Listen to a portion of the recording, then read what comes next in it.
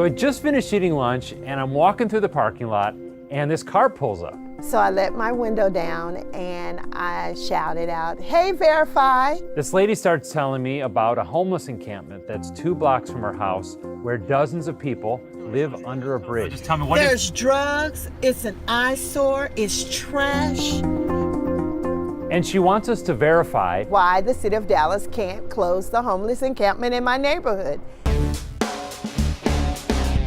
My name is David Schechter. I'm a veteran reporter, and now I work for you. I'm taking real people out on the road to get their questions answered, and you're coming along for the ride. This is Verify Road Trip. A year ago in Dallas, they shut down a tent city of about 240 people. Many of those people scattered, and some ended up 2 blocks from where Felicia Burns lives. Hi, Felicia. How are you? How are you? I live in the South Boulevard, Park Row Historical District. Felicia drives past here every day, but she's never been inside. So I'm taking her to see it for herself.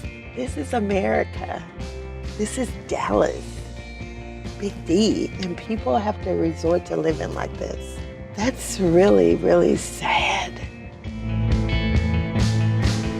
But to be right up in it, smelling it, feeling it, it was different. This guy, Antonio Howard, comes up to us, and he's telling us he got out of prison 6 months ago, and he's been living under the bridge for 40 days. Did you say you want to live in the tent until you get yourself together, or if someone could provide housing for you, would you rather an apartment or housing? Right now, I'm where I want to be. You know, I don't like being homeless, but right now, it's convenient for me, you know, temporary. And to hear him say he's okay with living in a tent, I can't wrap my head around that. And then I'm not gonna accept that that's the truth. I really don't think that's the truth. I want to show Felicia that these camps are spread all over.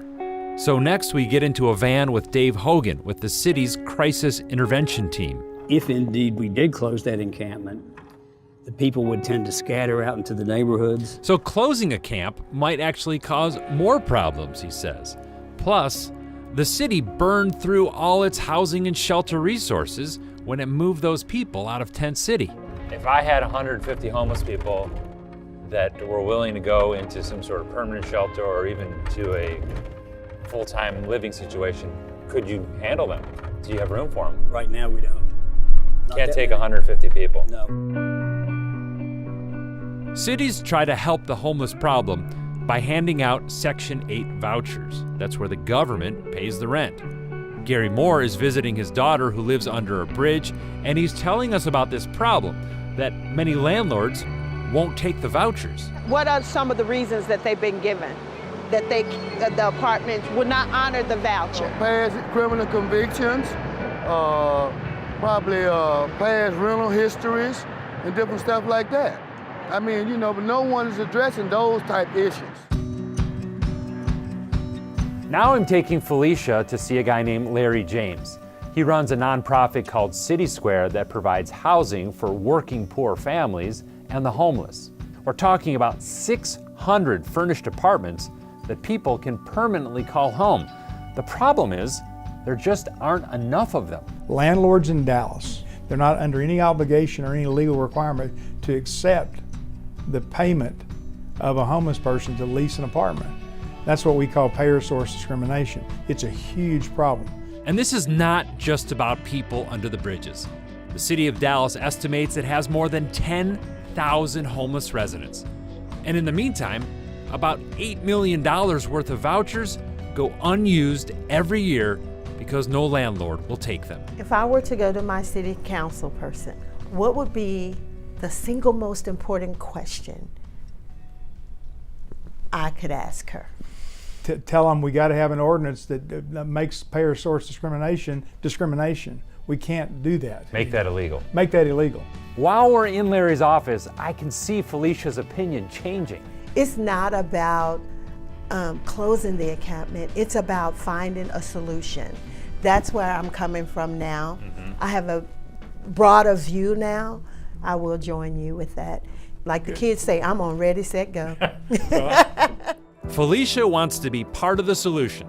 So I'm taking her to see her council member, Tiffany Young, to find out what the city's doing about getting landlords to take those vouchers. When Tent City under the freeway was closed, all of that did move further into District 7. So this is the reporter question.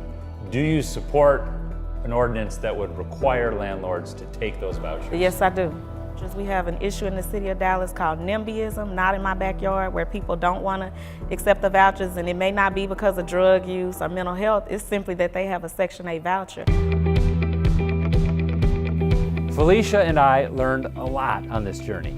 I'm not gonna lie, I still want the encampment out of my neighborhood, but I don't want it done the wrong way.